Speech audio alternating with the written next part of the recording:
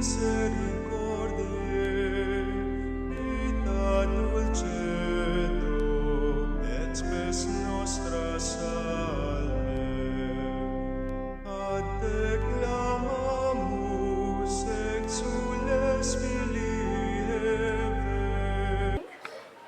name is Sister Patricia. I'm a Franciscan Missionary Sister for Africa. And in 1989, I was asked by our congregation leader at that time, I think it was Mary Jordan, who was that? And she asked me, would I go to Zimbabwe? Because there was a very, very big need in the hospital. So I said, yes, I will go. And actually, I was very, very happy. I didn't know any of the sisters in Regina Coeli Mission. I didn't know anybody. But I felt very, very happy on the fact that I was going to Regina Coeli Mission, just even to, I had qualified a few years before that as a registered nurse, state registered nurse, and then I had just qualified as a midwife. So I was really looking forward very, very much to carrying out the work that the Lord had called me to do. Anyway, I arrived and I was met by Sister Louise Malone in Harare, and we went to Regina Coeli Mission. I must say, I felt at home as soon as I entered the compound. I just felt at home. This is where the Lord wants me to be. I was welcomed very much by the community members, Sister Crowley Dalton, who has since gone back to the Lord, and Sister Agnes Bradley.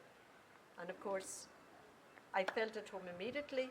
Then the priest from the house just beside us, the Carmelites, Father Jack McGrath and Father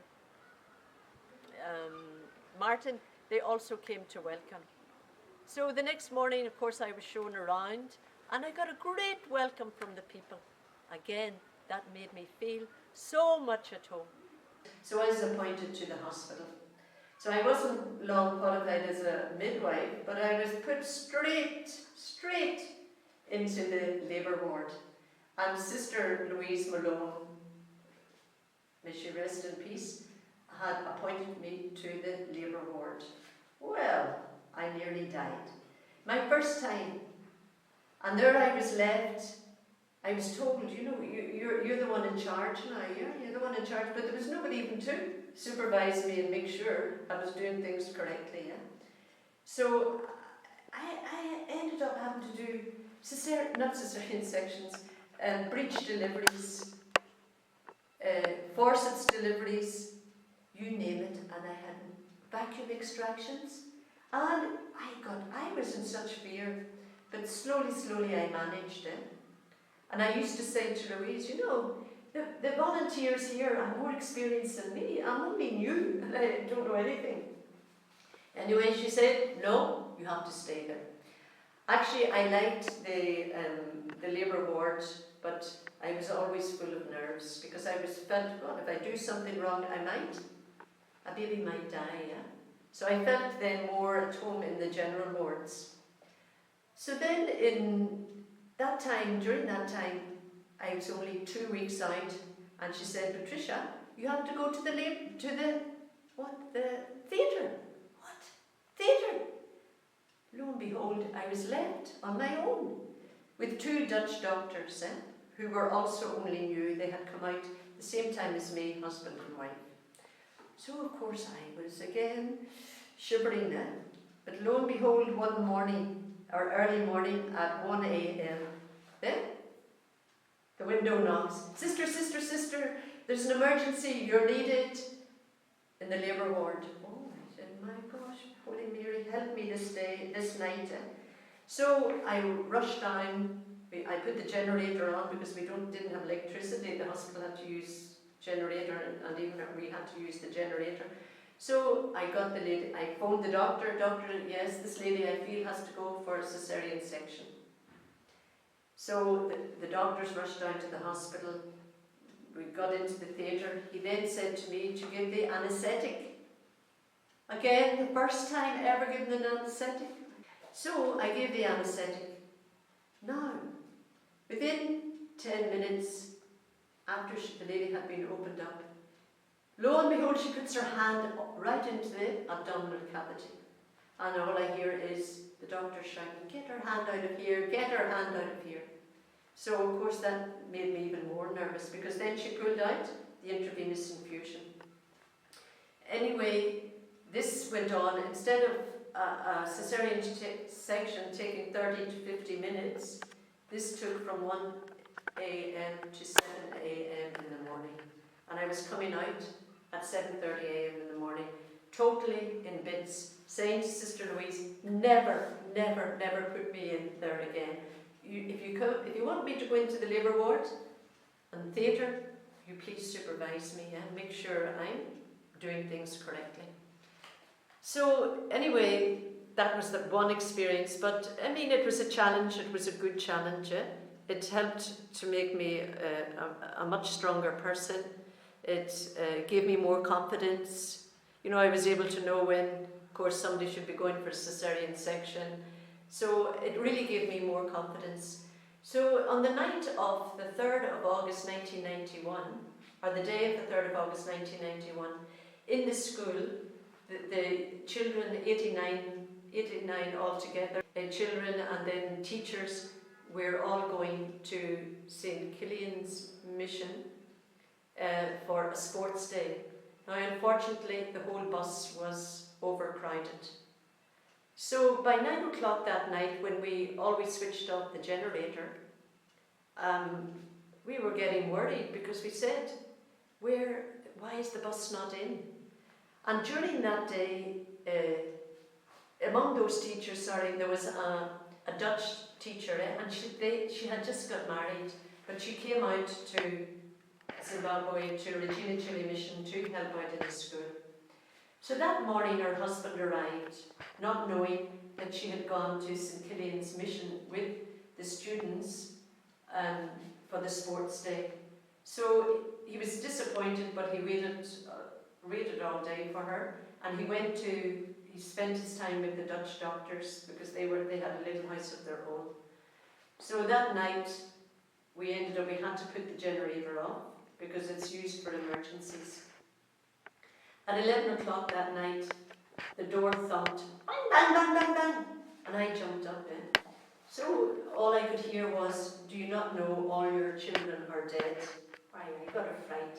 So I went banging up Sister Louise at the time, because we had 2 other sisters, but Sister Crowley and Sister Agnes were on holidays. So there was just the 2 of us.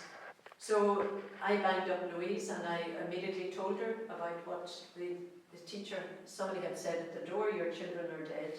So immediately I ran down to put on the generator, and the lorries were coming in with all the children. It was very, very sad. And I remember at the time I was putting up an intravenous infusion on one of the children, and all of a sudden the child slumped over and the child died. There were like 89 children died. It was very, very sad. So the compound swarmed that night around 11, 12 o'clock, around that time, swarmed with all the families, the parents, the brothers, the sisters, and we could hardly even move, because everybody was hoping that their children would come in alive. Of course, the